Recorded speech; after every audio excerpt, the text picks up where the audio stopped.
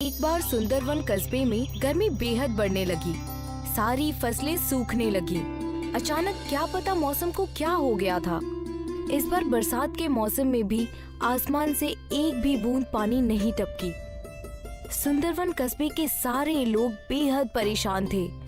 आखिरकार इन्हें पानी के लिए दर दर भटकना पड़ रहा था। पता नहीं इस बार इंद्रदेव हमसे क्यों नाराज हैं।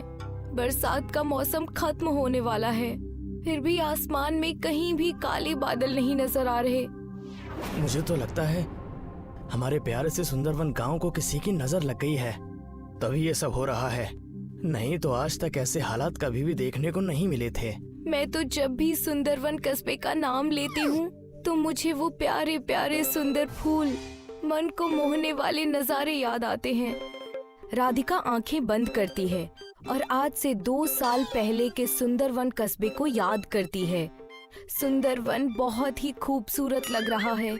सूर्योदय के वक्त सूरज की पहली किरण पड़ते ही गांव में एक चमक सी हो जाती है। चारों तरफ हरियाली ही हरियाली है। परिंदे सुबह सुबह चहक रहे हैं और खाने की तलाश में आसमान में निकल पड़े हैं। औरतें कुएं से पानी भर कर आ रही हैं। किसान अपने बैलों को लेकर खेतों की ओर बढ़ रहे हैं। बच्चे अपने स्कूल बैग लेकर स्कूल की ओर बढ़ रहे हैं। सभी लोग बेहद खुश दिखाई दे रहे हैं।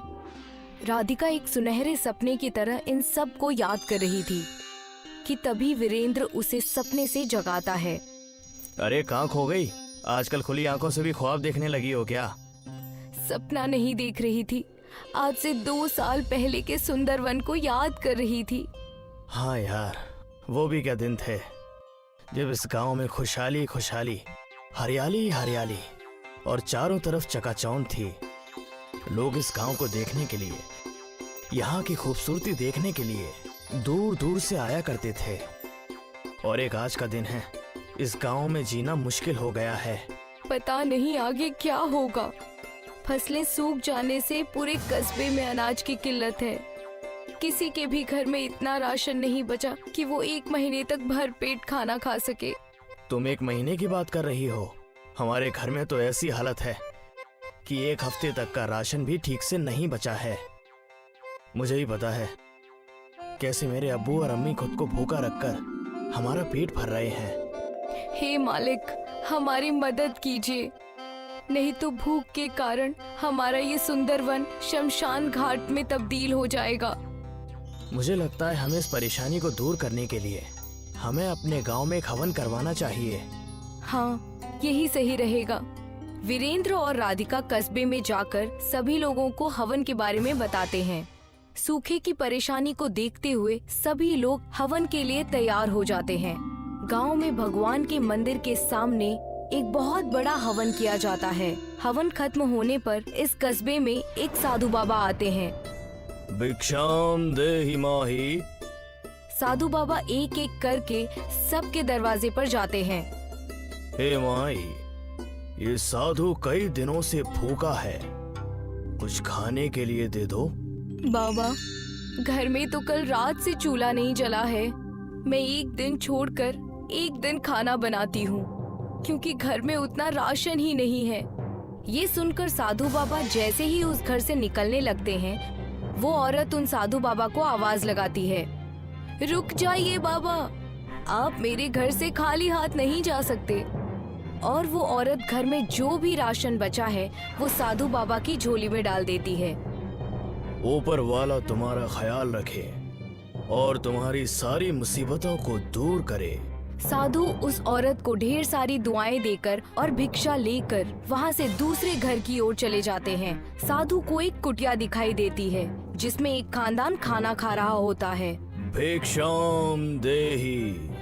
साधु की आवाज सुनकर खानदान का मुखिया बाहर आता है और उन्हें अपने हिस्से का खाना दे देता है। साधु उस मुखिया के हिस्से की 1 रोटी खाते हैं, पर उससे उनका पेट नहीं भरता। साधु के चेहरे पर खुशी न देखकर खानदान का मुखिया घर के अंदर जाता है और अपनी बीवी का खाना लाकर भी साधु बाबा को दे देता है। साधु बाबा ये 1 रोटी और खा लेते हैं, पर इससे भी उनका पेट नहीं भरता। हे नेक इंसान, तुमने ये अधूरा खाना खिलाकर मेरी भूख को और भी ज्यादा बढ़ा दिया है। ये लीजिए बाबा, आप मेरा भी खाना खा लीजिए। ये लीजिए साधु बाबा, आप मेरे हिस्से का भी खाना खा लीजिए और अपनी भूख मिटा लीजिए। साधु बाबा ये सारा खाना खा लेते हैं और इस खानदान की सेवा भक्ति को देखकर इन्हें ढेर सारी दुआएं देते हैं। हे नेक इंसान, मैं तुम्हारी इंसानियत और नेक दिली देखकर बहुत खुश हुआ और दंग रह गया हूँ। तुमने और तुम्हारे खानदान ने खुद को भूखा रखकर आज मेरा पेट भरा है। ऊपर वाला तुम्हारा ख्याल रखे, तुम्हारी सारी मुसीबतों को दूर करे। साधु बाबा इन्हें दुआएं देकर अगले दरवाजे की ओर बढ़ते हैं। ऐसा करते करते साधु बाबा पूरे सुंदरवन कस्बे में घूमते हैं और भिक्षा मांगते हैं। देखते ही देखते शाम हो जाती है और साधु बाबा उस गांव से चले जाते हैं। कस्बे के सभी लोगों के पास जो भी कुछ था वो सब कुछ उन्होंने साधु बाबा को दान में दे दिया। अब किसी के पास अगले दिन खाने के लिए एक निवाला भी नहीं बचा था। पर जैसे ही सुबह होती है और सूरज निकलता है तो सुंदरवन कस्बे के नजारे को देखकर सभी लोग हैरान रह जाते हैं, क्योंकि कस्बे के एक तरफ से पानी की नदी और दूसरी तरफ से चावल की नदी बहने लगी है। हाँ, ये तो सचमुच में ईश्वर की कृपा हो गई गांव पर। सभी कस्बे वालों ने एक नदी से पानी और दूसरी नदी से चावल लिए और कस्बे में एक बहुत बड़ी दावत रखी गई।